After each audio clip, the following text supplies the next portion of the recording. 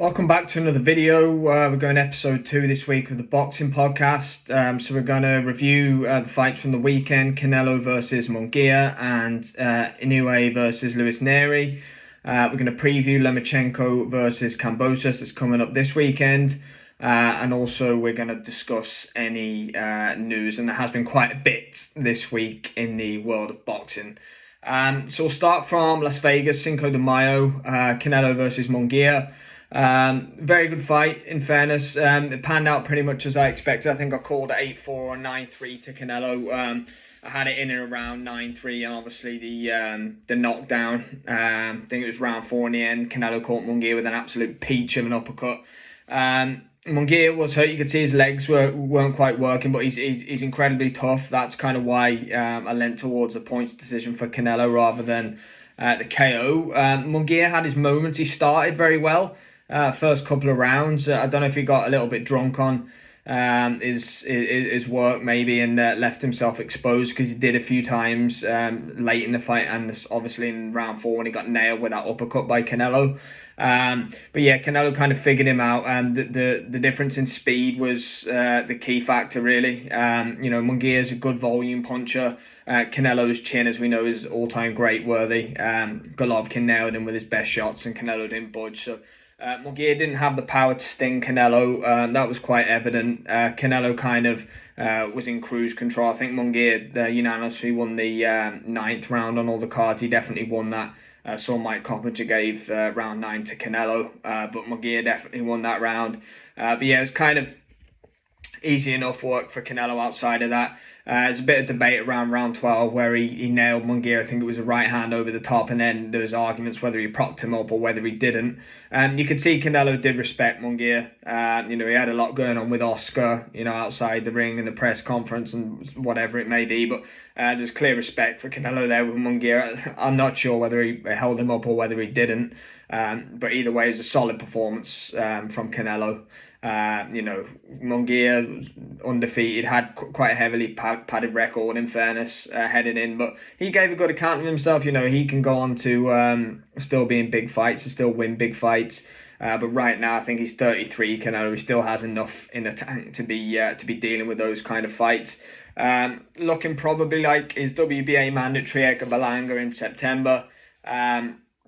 We'll get on to some other news a bit later on, where there was rumours of him maybe being in a December or January fight with a certain Terence Crawford. But we shall cover that a little bit later on. But yes, good win for Canelo. Went pretty much as planned, and he will probably move on to Edgar Berlanga now for his next fight in September. Inoue Nery was absolutely phenomenal. Huge left hand by Nery in the first round. Knocking Inoue down for the first time in his career. You have to give Nery credit. He did try, and he did bring it to Inoue to try and make it a firefight. Unfortunately for him, I think the worst thing that could have happened to him was dropping Inoue in the first round, because Inoue got annoyed, and he came back. Nery overextended in the second round. Inoue just caught him with a flush left hand. It's an absolute beauty of a shot.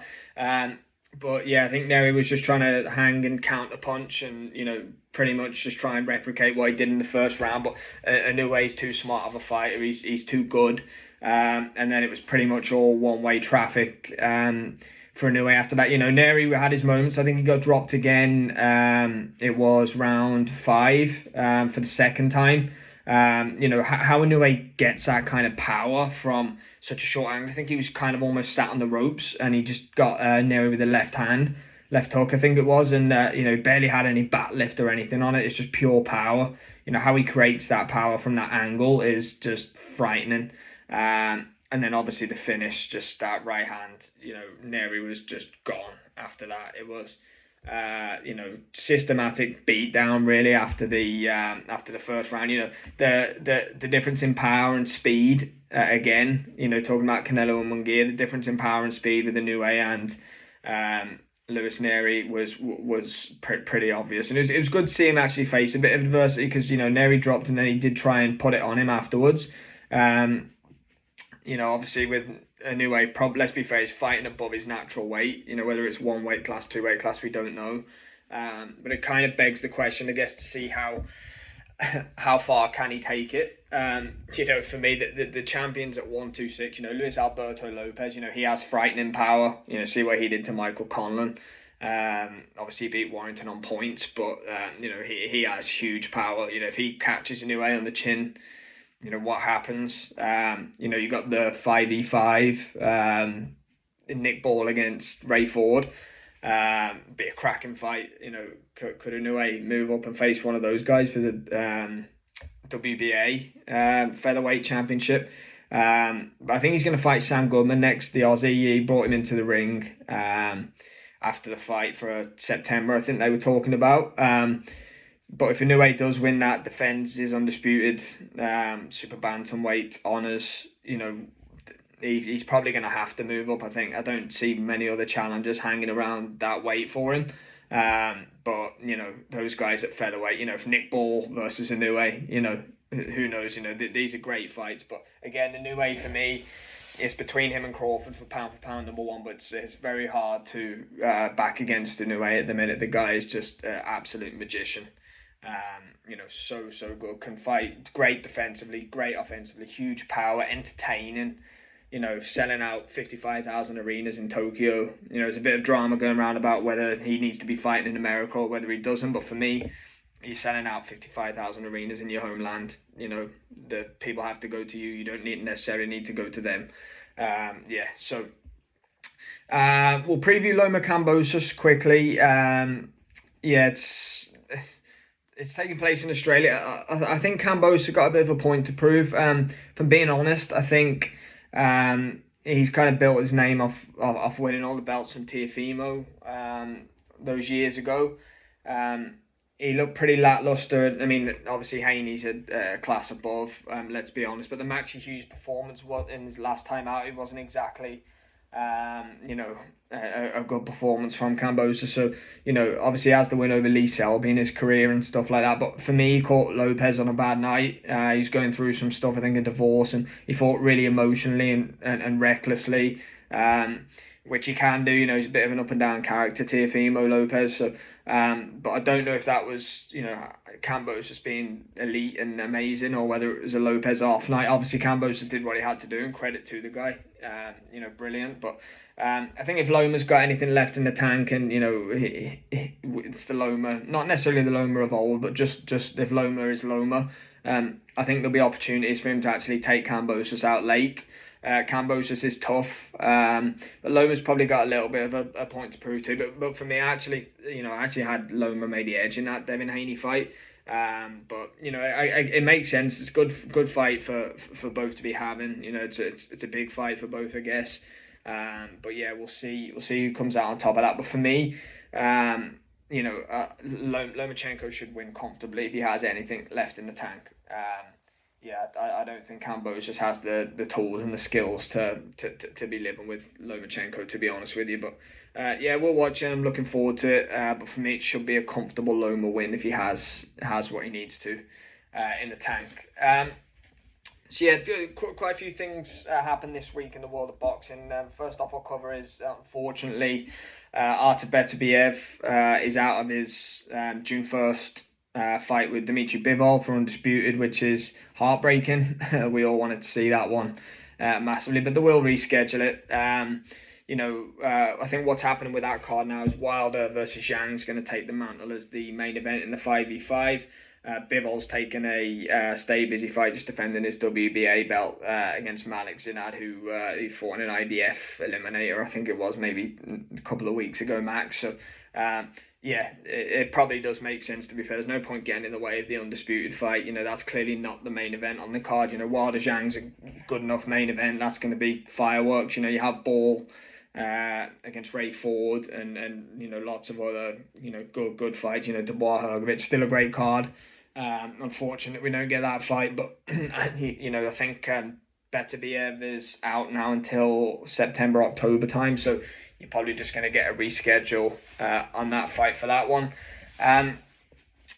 It's going to be interesting because Turki Al-Sheikh, I think, gave an interview with ESPN where he kind of outlined what the rest of the year is probably going to look like in the sense of the Saudi card. So Fury Usyk 2 is probably going to kick off Riyadh season on October the 12th or October the 13th.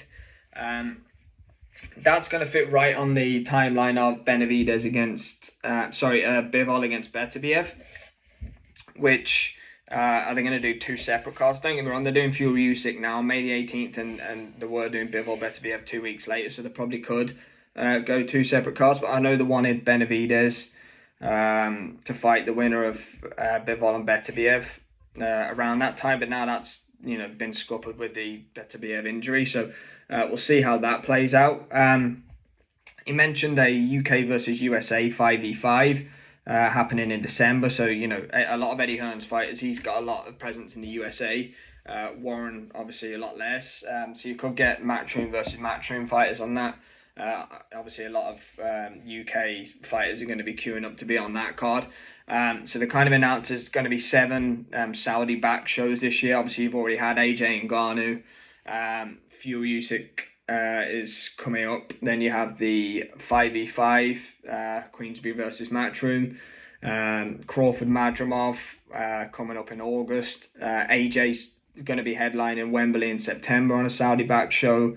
Fury Usyk 2 in October, and this UK versus USA 5v5 in December. So in a sense of Beterbiev Bivol, where that fits, if he's coming out and saying that there's going to be 7 shows and you pretty much have, does it go December potentially to headline the UK versus USA card? Potentially that could be where it sits. I'd be surprised if it sits as a co-main to Fury Usyk, but it is the Saudis, you never know, they do like to stack their cards. So should be a lot of good boxing coming up around there. He did say about Terence Crawford, obviously he's become very close to Crawford now, making the Madrimov fight. He said he wants to make Canelo Crawford in December or January. We'll see about that. Canelo's probably going to fight Berlanga, but if he comes through, Berlanga stops him early or just comes through unscathed. He may be ready for December, January, and if there's going to be a whole bucket load of money on the table for that to happen, I guess never say never. Clearly that's why Crawford has gone down this route with the Saudis. That's what he wants to chase, the Canelo fight, and he believes that they'll bring it to him, and who's to back against them? They seem to be able to make most fights in boxing at the moment, so it's clear to see that that's what they're looking at.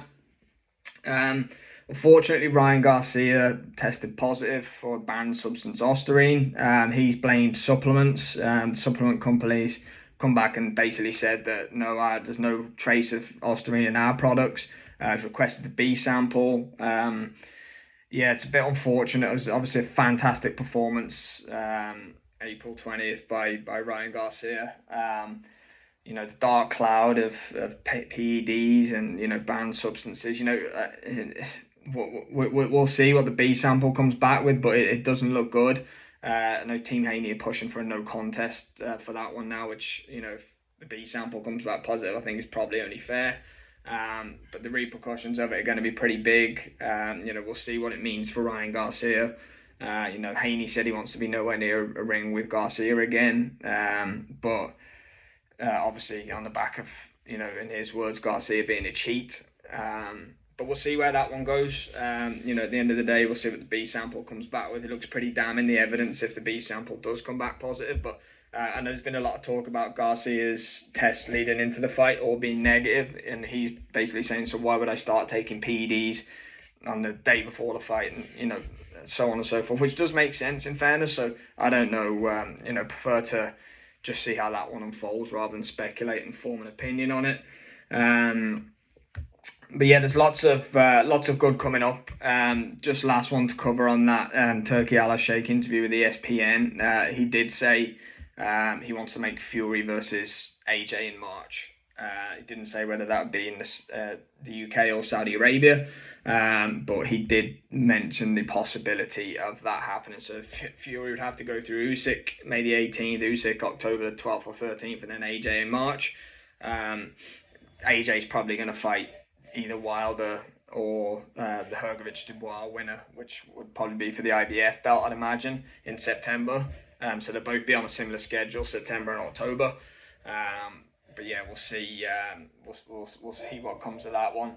As of what's next for Canelo, we're gonna go Edgar Berlanga, I think. But yeah, Canelo Benavidez. I think just to finish off, I think we need to mention that one. I think Canelo summoned him into the ring. Benavidez didn't go, but he's asked about it, and Canelo just said, "I'll do what I want. Kind of, I've earned my stripes to do this."